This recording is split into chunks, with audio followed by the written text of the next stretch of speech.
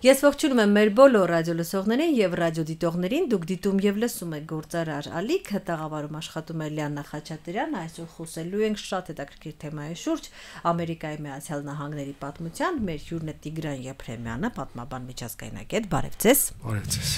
Ես նախքան զրույցի սկսելը ծանոթացնեմ, որ Տիգրան Եփրեմյանը հեղինակել է Ամերիկայի Միացյալ Նահանգների պատմության մասին դասագիրքը հասանելի է on-line տարբերակով, բոլոր նրանց համար ում հետաքրքրում է Ամերիկայի Միացյալ Նահանգների պատմությունը, պարոն Եփրեմյան, Ամերիկայի Միացյալ Նահանգների այսօր քաղաքական, սոցիալական դիսկուրսներում էլ պատմությունը շատ թարմ է եւ պարբերաբար շրջանառվում է, անգամ մարդուն, ով այդքան էլ ծանոթ չէ ամերիկյան պատմությանը, երբեմն շատ դժվար է հասկանալ, թե ինչի նկատի ունեն, ինչու են այս մարդիկ կոպիտ ասած իրար կոկորտ կրծում, հա, ինչու են այսքան պատերազմում, բայց որքան ես հասկանում եմ, այս բոլոր դիսկուրսները, այս բոլոր ուղղությունները եւ հակասությունները արմատներով գնում են դեպի պատմություն։ Որտեղից է գալիս այդ պատմությամբ հարուստ ամերիկյան քաղաքական բանավեճները, խնդրեմ։ Շնորհակալություն հարցի համար, այո, պատմությունը միշտ ներկա է բոլոր քաղաքական դրսևորումներով իր եւ այստեղ ամերիկյան տարաձայնությունները հասկանալու համար պետք է նայել ամերիկյան գաղութային անցյալը, ինչպես է այս պետությունը հիմնադրվել, ինչպես են եղել այս պետության գաղութացման տարբեր հարացույցերը իր գաղութացման նախնական փուլում։ Ժամանակակից Ամերիկայի Միացյալ Նահանգների տարածքում մենք կարող ենք տեսնել 3 հիմնական գաղութացման հարացույցեր, գաղութացման տարբեր մոդելներ։ Դրանք են եղել առաջինը իսպանական մոդելը, Նոր Իսպանիա իր մոդելով, երկրորդը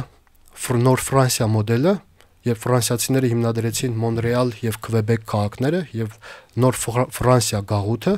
այնուհետեւ Նոր Անգլիայի մոդելը, անգլիական գաղութացման հարացույցը, ինչպես նաեւ անգլիական մյուս տարատեսակը գաղութացման Վիրջինիայի գաղութը։ Այս երկու գաղութների Վիրջինիա եւ Անգլիա, անգլիական այս երկու գաղութացման մոդելների տարբերություններ, որ հետո սահմանելու էր Միացյալ Նահանգների հատվածական բնույթը, քաղաքական հատվածական բնույթը։ Առաջինը Վիրջինիան դա ստրկատիրական մոդելներ խոշոր պլանտացիաների, իսկ երկրորդը Նոր Անգլիան դա արդեն դեմոկրատական ուտոպիա ստեղծելու մոդելներ, որտեղ հիմնականում հաստատվում էին պուրիտանները Անգլիայից իդեալական քաղաքական համայնք ստեղծելու նպատակով։ Նրանք նախատեսում էին, որ իրենք չեն լքում Մայր Անգլիան, այլ ստեղծում են Նոր Անգլիա, եւ որտեղ իրենց ուտոպիական պատկերացումներով ստեղծված քաղաքական համայնքը, հասարակությունը իր իդեալական կերպով կոգեշնչի Մայր Անգլիային առ բարեփոխումներ։ Եվ այստեղ կարևոր էր Մասաչուսեթսի դերը, Բոստոնի դերը, որը պետք է դառնար քաղաք բլրի վրա եւ իբրև իդեալական օրինակ պետք է ոգեշնչեր Մայր Անգլիային դեպի բարեփոխումներ։ Եվ այս մոդելները հարավի ստրկատիրական պլանտացիոն մոդել, հյուսիսի դեմոկրատական արդյունաբերական կապիտալիստական մոդել իրար հետ անընդհատ մրցակցության մեջ էին լինելու Ամերիկայի Միացյալ Նահանգներ պետության հիմնադրումից մինչև քաղաքացիական պատերազմ եւ դրա դրսևորումները նաեւ ներկա են հիմա։ Այսինքն քաղաքացիական պատերազմը, որ Ամերիկայի պատմության մեջ երևի թե շատ կարևոր կետ է, ինքը իր արմատներով գալիս է այդ հիմնական ուղղությունների եւ աշխարհայացքային ուղղությունների այդ հոսքերից։ Ճիշտ եմ հասկանում։ Այո, շատ ճիշտ է, որովհետեւ քաղաքացիական պատերազմը դա արդյունք էր նախ եւ առաջ ամերիկյան պետության երկու մրցակցող մոդելների, որոնք իրար հետ մրցակցում էին եւ ի վերջո պետք է բախվեին, քանի որ դրանցից մեկը պետք է հաղթեր, մյուսը պարտվեր։ Դա էր Միացյալ Նահանգների իբրև Միացյալ Դաշնային պետության կայացման գրավականը։ Մասնավորապես, այստեղ կարևոր են երկու կողմերի մեկնաբանությունները հիմնադիր փաստաթղթերի շուրջ, Սահմանադրության եւ Անկախության հռչակագրի։ Անկախության հռչակագիրը մեկնաբանողները համարում էին, որ Միացյալ Նահանգները ոչ թե դաշնային պետություն է, այլ ինքնիշխան պետությունների միություն, որտեղից յուրաքանչյուր նահանգ պահպանում է միությունը լքելու իրավունքը, այնպես ինչպես անգլիական ամերիկյան գաղութները լքեցին Մայր Բրիտանիան, այնպես էլ ԱՄՆ առանձին նահանգները կարող են լքել Միացյալ Նահանգները իբրև միութենական պետություն։ Բայց մյուս կոնցեպտը, այն էր, որ սահմանադրությամբ Ամերիկան ստեղծված է իբրև դաշնային պետություն եւ նահանգներն իրավունք չունեն լքելու միության կազմը եւ հա քաղաքացիական պատերազմը ծագելու էր ոչ թե ստրկության վերացման պատճառով, այլ ԱՄՆ տարածքային ամբողջականության պաշտպանման պատճառով։ Հետագայում պատերազմի ընթացքում էր, որ ռադիկալիզացիայի միջոցով ստրկության վերացման խնդիրը համարվեց առաջնային։ Քաղաքացիական պատերազմի դրսևորումը իբրև բաժանման եւ հատման գծերի համակեցական ճգնաժամի արդյունք, հասարակական համակեցական ճգնաժամի արդյունք եւս գալիս է այդ գաղութացման տարբեր հարացույցերից, տարբեր մոդելներից։ Մասնավորապես հյուսիսային արդյունաբերական կապիտալիզմի մոդելը, ժողովրդավարական արժեքների մոդելը եւ հարավի ստրկատիրական մոդելը։ Այստեղ կարեւոր է նաեւ անդրկահաղաքացիական պատերազմի պատճառները հասկանալու համար պետք է անդրադարձ կատարել Ամերիկայի հիմնադիր փաստաթղթին, անկախության հռչակագրին, որը հեղինակվել էր Թոմաս Ջեֆերսոնի կողմից, բայց դրա վրա աշխատել էին Ամերիկայի հիմնադիր շատ հայրեր։ Ինչ էր ասում այս փաստաթուղթը։ Այդ փաստաթուղթը հռչակում էր, որ բոլոր մարդիկ ստեղծված են հավասար, բայց մարդիկ ասելով նրանք նկատի ունեն all men are created equal, տղամարդիկ ստեղծված են հավասար, իսկ սևամորթներն ընդհանրապես մարդկային կատեգորիայի մեջ չէին համարվում։ Թոմաս Ջեֆերսոնը ինքը մտավորական էր եւ շատ կիրթ մարդ, տարբեր գիտությունների մեջ վարպետ,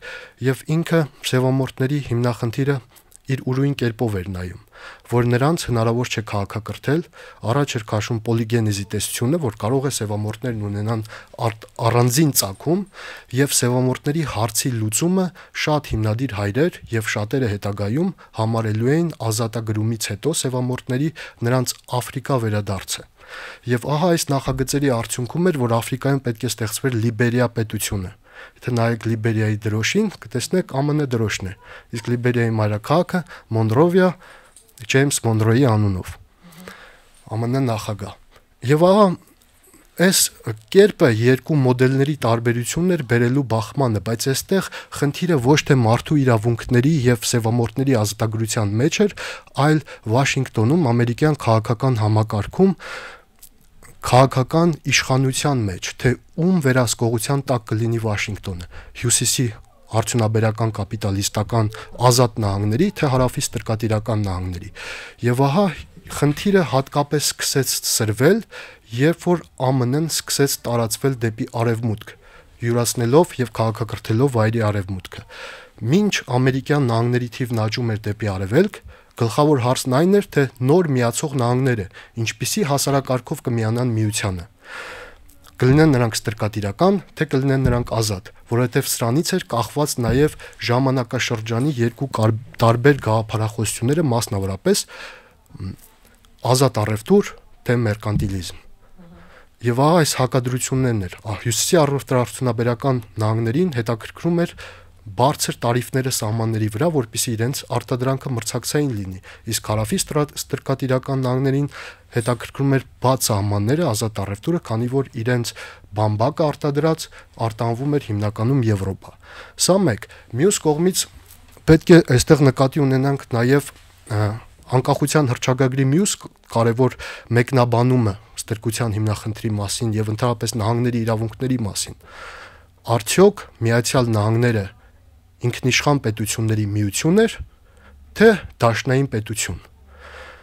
Անկախության հռչակագրի մեջ չէր հռչակվում Ամերիկայի Միացյալ Նահանգներ մեկ պետության առաջացումը։ Այնտեղ հռչակվում էր, որ these United States are free and independent states։ Այս միացյալ պետությունները ազատ եւ անկախ պետություններ էր, այսինքն այն հռչակում էր 13 անկախ պետությունների անկախությունը, ոչ թե մեկ Միացյալ Նահանգների անկախությունը։ Եվ ահա անկախության հռչակագրի մեկնաբանությամբ ստրկատերերը հիմնավորում էին, որ նահանգները պահպանում են ինքնիշխանության իրավունքը եւ հարկ եղած դեպքում իրավունք ունեն լքելու միության կազմը։ Մյուս կողմից Սահմանադրության մեկնաբանության ջատագովներն ասում էին Միացյալ Նահանգները դաշնային պետություն է եւ ստրկատիրությունը նաեւ ամրապնդված է Սահմանադրությամբ։ Եվ այս հակասություններն էր Միացյալ Նահանգները համադաշնային պետություն է, ինքնիշխան պետությունների միություն, թե դաշնային պետություն, սա էր բերելու քաղաքացիական պատերազմին։ Քաղաքացիական պատերազմը չէր սկսվելու իբրև ստրուկների ազատագրության հարց, Աբրահամ Լինքոլնը ինքը չէր գնում ստրուկների վերացման։ Այն հարցը, որ հանրապետական կուսակցությունը բարձրացնում էր Աբրահամ Լինքոլնի գլխավորությամբ, դա այն էր, որ պետք է կանխել ստրկատիրության տարածումը նոր միացող նահանգներում դեպի արևմուտք, ոչ թե ստրկատիրության վերացումը այնտեղ, որտեղ արդեն իսկ այն գոյություն ունի, քանի որ համարվում էր, որ ստրկատիրությունը պաշտպանված է սահմանադրությամբ։ Այս խնդիրների շուրջ էր գնում բանավեճը եւ որևէ մեկը նպատակ չուներ վերացնելու ստրկությունը։ Միակ խնդիրը դա էր։ Եվ ահա պատերազմը սկսելու էր հարավի նահանգների միությունը լքելու փորձի եւ գործողության առիթով։ Դրա հիմնական պատճառը պատերազմի ռադիկալիզացիան էր։ Պատերազմի երկրորդ տարում Աբրահամ Լինքոլնը նոր հռչակեց Emancipation Proclamation-ը, ազատագրության հռչակագիրը, որը 1863 թվականին էր մտնում ուժի մեջ, եւ նա այդ հայտարարությունը չէր ազատում ստրուկների նստեյության։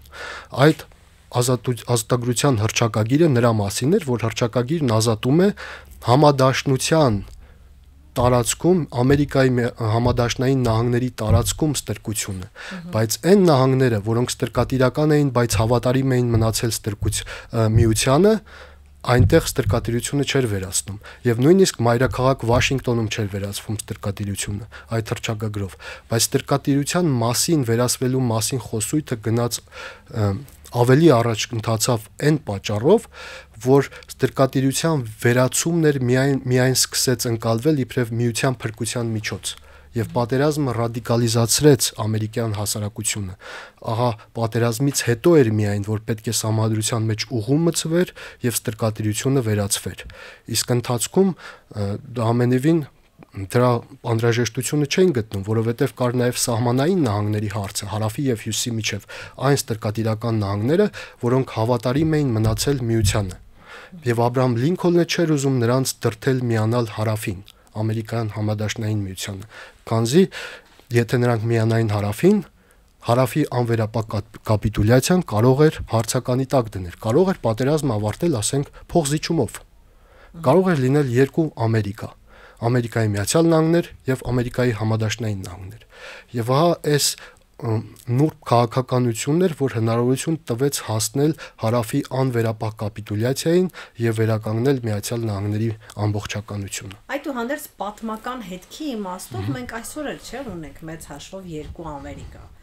որը նաև արտահայտվում է անգամ այդ քաղաքական պայքարի մեջ, տեսակետների պայքարի մեջ, որովհետև մի կողմից այո մենք բոլորս խոսում ենք դրա մասին, որ Ամերիկան դա ազատության երկիր է, օրենքների երկիր է, բայց մյուս կողմից միանշանակ ակնհայտ է, որ որոշակի ռասիզմ այդուհանդերձ այս երկրում խնդիր է, կա, գոյություն ունի եւ առհասարակ ռասիզմից բացի, հայացք պատմությանը, սեփական ինքնությանը եւ սեփական զարգացման ուղիներին իրանք նույն ձև տարբերվում են մինչեւ հիմա էլ կա։ Շատ ճիշտ է, տարբերություններ կան եւ այդ տարբերություններն արտահայտվում են նաեւ կուսակցական գծերով եւ նահանգների գծերով եւ այս տարբերությունները հատկապես սկսեցին սրվել քաղաքացիական պատերազմից հետո, բայց նաեւ սառը պատերազմի ընթացքում, ինչը դրդեց քաղաքացիական իրավունքների շարժման, օրինակ հասնելու հաջողության արևմտյան Միացյալ Նահանգներում։ Խոսքը գնում է Մարտին Լյութեր Քինգի գլխավորած խնդրին։ Չխառնել Մարտին Լյութերի հետ։ Այո։ Դա երկրորդ աշխարհամարտից հետո խնդիր կար, թե ով է լինելու ազատ աշխարհի առաջնորդը։ Այս բարոյական բարձունքը գրավել էր Խորհրդային Միությունը ապագաղութացման իր հայեցակարգով։ Եվ Միացյալ Նահանգները թեև կարող էր լինել հաջորդ խոշոր կայսրությունը իմպերիալիզմի դարաշրջանի օրինակով, բայց վերցնելու համար ազատ աշխարհի դրոշը ինքը գնաց այդ խնդիրների հաղթահարման ճանապարհով, որովհետև սևամորթների իրավունքների մասին սկսել էր ավելի շատ խոսել Խորհրդային Միությունը, Աֆրիկյան ժողովուրդների ազատագրության մասին Խորհրդային Միությունը, ով է իրականում ազատ աշխարհի առաջնորդը, Միացյալ Նահանգները, թե Խորհրդային Միությունը։ Ահա այստեղ էր, որ Ամերիկան վերցրեց այդ ազատ աշխարհի առաջնորդի դրոշը եւ բավականին հաջողությամբ իրականացրեց այդ քայլերը։ Եվ այդ շրջանի ընթացքում էր հենց սառը պատերազմի այդ գաղափարական հակադրության ընթացքում էր, որ մարդու իրավունքների դերը եւ ոչ միայն սպիտակամորթ քաղաքացիների, այլև ընդհանուր մարդու իրավունքների դերը սկսեց փոխվել Միացյալ Նահանգներում։ եւ Ամերիկայի քաղաքականության մեջ հակադրությունը միշտ եղել է դեմոկրատական հանրապետական կուսակցություն։ Սկզբում դա արտահայտվում էր օրինակ Տրամփի օրինակը, եթե բերենք դրա նախօրինակ կարող ենք համարել Ռեյգանի ընտրությունը։ Ռեյգանի ընտրությունը եւս անտիթեզիս էր այն բոլոր դեմոկրատական կուսակցության լիբերալ եւ սոցիալական ռեֆորմների, որոնք իրականացվում էին, եւ Ռեյգանը եկավ դրան իբրև անտիթեզիս։ Հիմա նույնը անում է Տրամփը, իրենք շատ իրար նման են։ Այդ նույն հանգամանքը կար նաեւ 50-ական թվականներին, Սառը պատերազմի մեկնարկին։ Եվ հիմա վերլուծելով ժամանակակից ամերիկյան քաղաքականությունը կարող ենք ասել, այն ինչ որ նախագահ Տրամփն է ներկայացնում, դա դեռևս Ամերիկայի վերջնական, այսպես երկարաժամկետ քաղաքականության մոդելը չէ։ Այն ինչ կլինի Տրամփից հետո, այդ սինթեզը, Տրամփ անտիթեզիսն էր։ Թեզիս, անտիթեզիս, սինթեզիս։ Այդ դա կարող է լինել որոշակի հասկանալի ժամանակաշրջանում ամերիկյան քաղաքականություն։ Բայց հետաքրքիր բան ասացիք, այ նայեք, ասացիք Սովետական միությունը ազատ աշխարհի կարծես թե առաջնորդն էր, խոսում էր սևամուխների իրավունքների մասին, հետո ոնց որ Ամերիկան բռնեց այս թեզիսը եւ ավելի ուժգին թե ներքուստ, թե արտաքնապես սկսեց զարգացնել։ Հիմա մենք կարծես դրա այլընտրանքային տարբերակն ենք տեսնում, սկզբից գոնե հայտարարեց այդ մասին, որ տրադիցիոն արժեքների ջահագիրն ու պաշտպանը կլինի Ռուսաստանի Դաշնությունը, եւ դրան ի պատասխան կարծես թե, ի պատասխան մի քիչ սխալ է ասել, բայց մեկ էլ հանկարծ մի քանի տարի հետո մենք տեսանք, որ Ամերիկան փորձում է իրեն դասավորել որպես տրադիցիոն, տրամփիզմով, տրադիցիոն արժեքների եւ եկեք ռուսներն ասում են մի քիչ կիսակատակ, կիսալուրջ, որ Պուտինը կարգել է բոլորին վերադարձնել անցյալ։ Նույնը կարելի է ասել Տրամփի մասին, անգամ իր վարող այդ քաղաքականության, տնտեսական քաղաքականության մասին, կարծես ինչ որ նոստալգիա է ուզում վերադարձնել անցյալից։ Չնայած էլի, որ տենց պատտվես Ռուսաստանը էլի տրադիցիոն արժեքների ինստիտուտը շատ բաներ քաղել է Ամերիկայից, այսպես ինքը մի քիչ ցիկլային է։ Հիմա կարծես թե նման ժամանակաշրջանում ենք մենք ապրում։ Դուք ինչ կասեք, նկատում եք նման տենդենսներ, օրինաչափություններ։ Այդ օրինաչափությունը կա, բայց այստեղ ավելի կարևոր է հասկանալ, թե երկու գործիչներն էլ որ դարաշրջանի քաղաքականության գաղափարական կրողներ են։ 20-րդ 20-րդ դարի սկզբի, եթե ավելի կոնկրետ լինենք, մասնավորապես նախագահ Տրամփի առաջին որոշումներից մեկն էր Ամերիկայի ամենաբարձր գագաթը Ուիլյամ Մաքքինլի անունով անվանակոչելը, որը կապված է ամերիկյան իմպերիալիզմի նշանավոր նախագահն էր եւ ըստ էության անդերցովյան ամերիկյան կայսրության հիմնադիրը։ Եվ այստեղ նաեւ կարեւոր է մյուս նախագահի հետ համեմատությունը՝ Թեոդոր Ռուզվելտ, ով բերեց իր ուրույն մեկնաբանությունը Մոնրոյի դոկտրինին։ Եվ Թեոդոր Ռուզվելտն ասում էր,